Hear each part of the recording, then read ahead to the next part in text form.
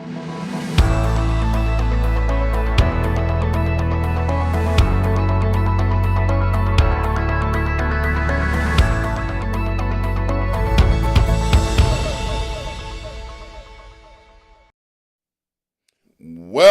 welcome, welcome. You're in the right place at the right time. Today is Saturday and it's 12 noon. And I just want to say thank you for tuning in to another episode of From the Desk of Dr. Ron. I tell you, it's more than a notion when you have supporters and followers that tune in and follow you, whether it's on the live or whether they tune in later. But I just can't say thank you enough. I appreciate all of your support and following me, talking about me, and celebrating what I am doing over here. And I just thank you. I can't thank you enough. Right quick, I want to invite you guys out on Tuesday. This Tuesday, we have another Presidential Lifetime Achievement Award winner. And Ms. Z is coming on to talk about what she is doing and what she has done to receive such a prestigious award. And I'm so looking forward to hearing her life story. So I encourage you, come on out this Tuesday and hear what Ms. Z got to say. All right. As always, I have to give a shout out to my mentor, Dr. Hunt. Dr. Hunt and I have been traveling in life together for 30 plus years. And out of the 30 plus years that we have been traveling together, he has been a blessing to both me and my family, as well as I have been a blessing to him and his family. So I talk about my mentor the way that I do because I want you all to understand the value of a mentor, someone that can help you navigate this thing called life. It has its ups, its downs, its curves, but when you have a mentor, and I have several, that can help you navigate through the twists and the turns and the curves, then it makes life manageable, okay? I'm not going to say it's going to not be crazy, because life is crazy, but it helps make life manageable when you have someone that can help navigate for you, someone that'll pray for you, someone that'll tell you when to duck and when not to duck. So definitely understand the value of a mentor. And then I want you to get a mentor and then get a show so you can shout your mentor out. Okay? So as you can see, I want to talk about something real short today. It's not going to take long. Excuse me. I noticed on this week that we had in the I can't say the atmosphere, but in the horizon on the heavens, that we had a red moon. The moon turned red. Now, there's a very scientific reason for that. It's called a lunar eclipse. And I was like, okay, well, what am I going to talk about today? And that was the most prominent thing that kept jumping up in my consciousness or my spirit or whatever people may want to call it or refer to. But the red moon has a very powerful significance in the heavens. When you can look and see, and now the way science is, you can go online and see the whole entire cycle of how it turned red. It's an eclipse. Scientifically, that's what it is. It's an eclipse. That's where the sun and the moon line up and occupy the same angle at the same time. But spiritually, it also has significance, just like we understand the seasons that we can feel here on the earth, where we have the winter, we have the fall, we have the spring, and then we have the summer.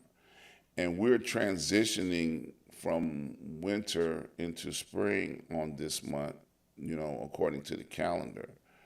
But sometimes it doesn't feel like it because, one day it could be 70 degrees. Yesterday in Chicago it was 70 degrees. And it's going to be a tremendous amount of cold and storms. It's up and down. It's called spring. And that's what we have here in Chicago. We get all four seasons. But I want to talk about the spiritual significance of what takes place when we have lunar eclipse or solar eclipse. Science defines it as one way, but when you're spiritual, you get other feelings or hankerings or understandings on what's going on.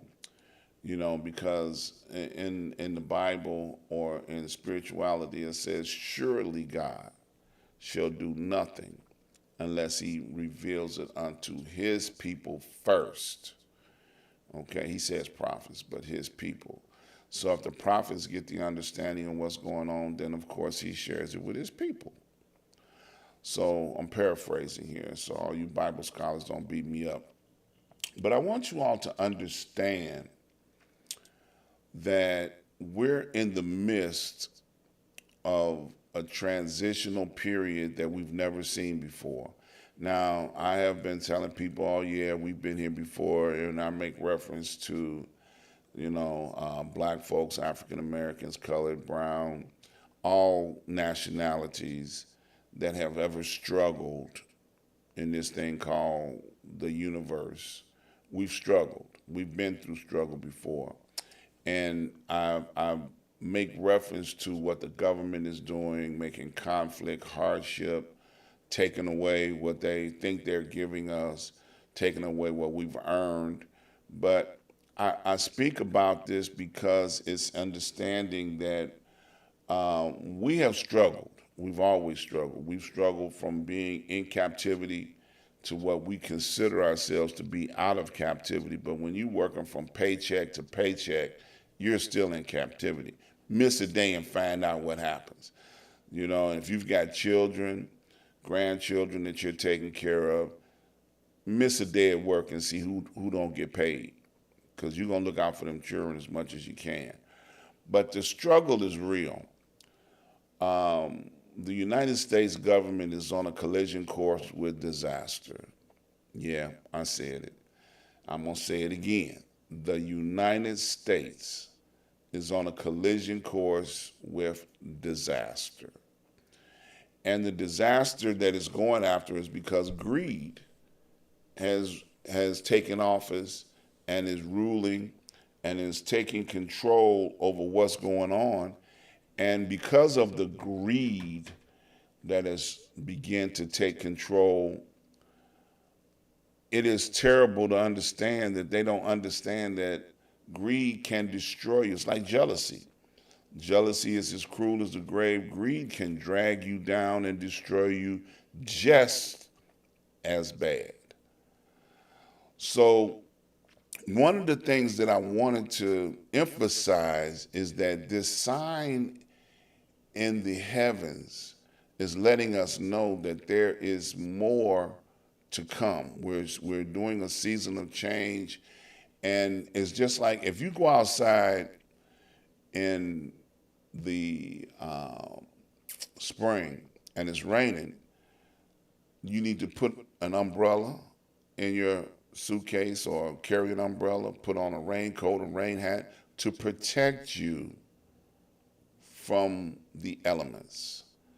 So with the heavens identifying that there's a disaster coming, yeah, I use the word disaster, I want you guys to understand that you need to be able to know what to do.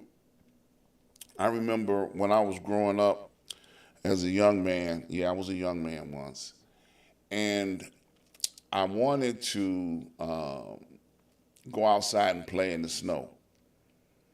And my mother, being a good mother that she was like, no, you're going to get a cold. You don't want to go out there, because the snow looked like something fun to do. I remember in 1967, we had a blizzard that was so bad we had to climb out of the second floor window in order to dig out of the front door because of snow drifts being so bad. The storm of 67 wasn't no joke. But in 2025, we've got storms, we've got disaster, we got catastrophes coming our way that the universe is making us aware of. It's a warning sign. So I know a lot of people don't believe in spirituality on different levels. Nobody may not be speaking about this or talking about it, but there's a sign in the heavens. The United States is on a collision course with disaster.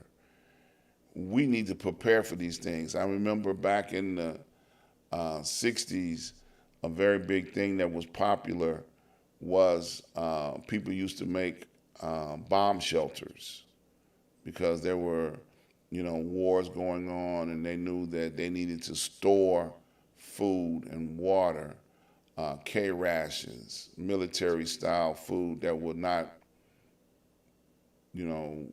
age, and it will still be edible when you open it up and put some water in. Boom, you got a meal. There's a storm coming.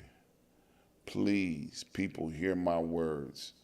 Prepare yourself for what may be something that we may not have seen before. I say we've seen it before, but maybe I'm wrong. Maybe we haven't seen this. We have levels of greed, and we're on the verge of a very great disaster. I'm going to take a second here. I see Jed. Jed, I ain't seen you in a long time. Thanks for stopping by.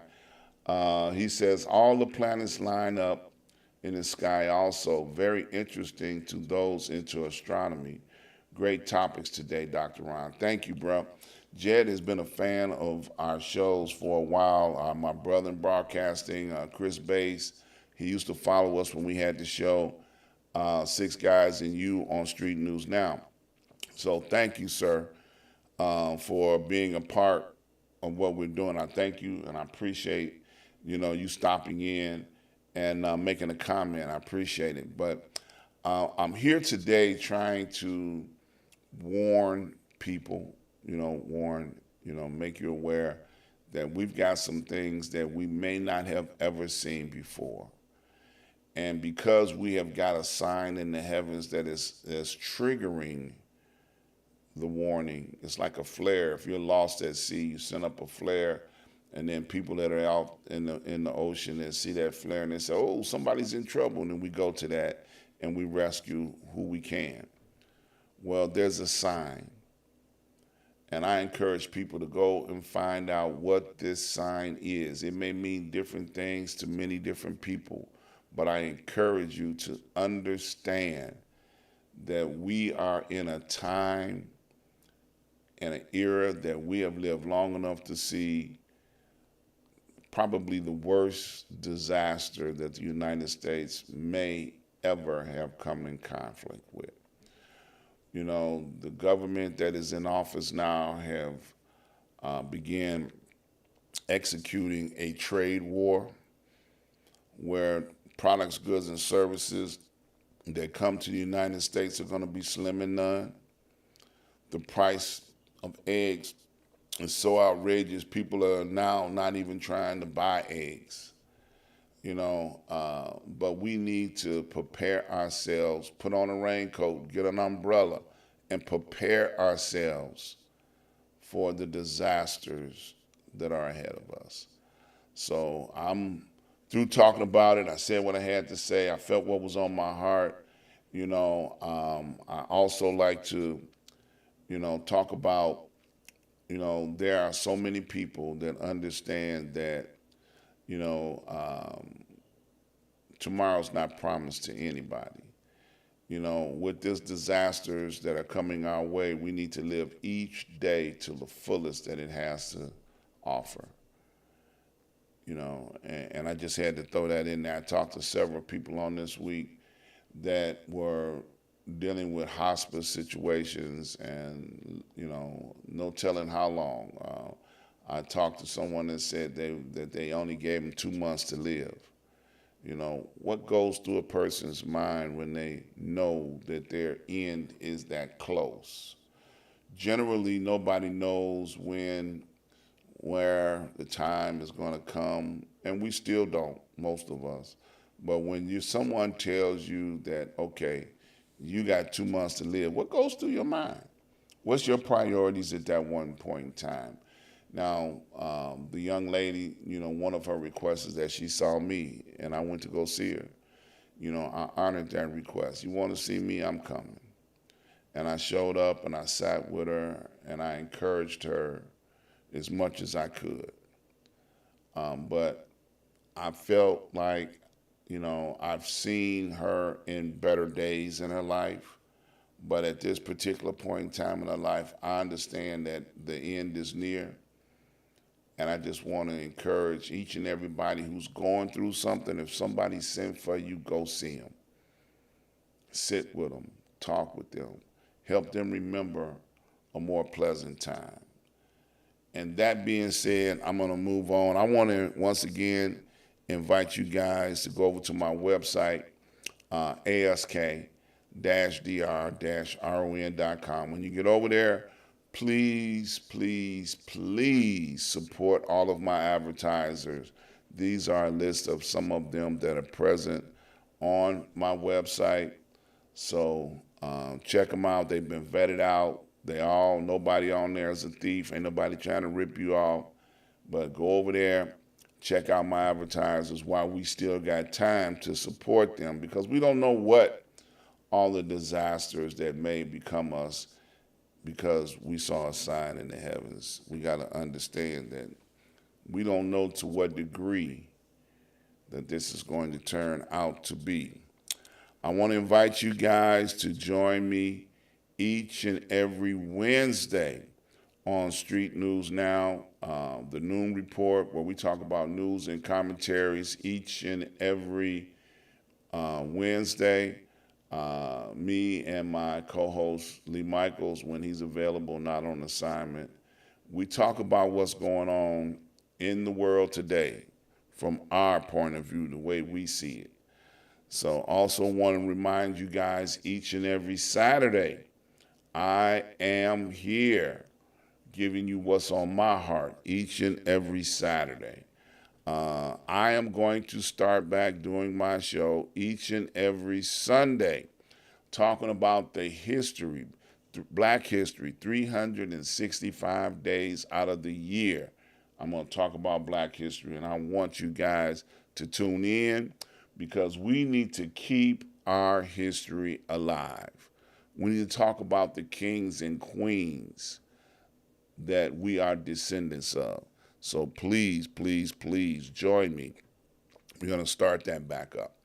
I want to thank all of those that have made donations and contributions up to this point in time. Thank you so very much. I cannot do this without you.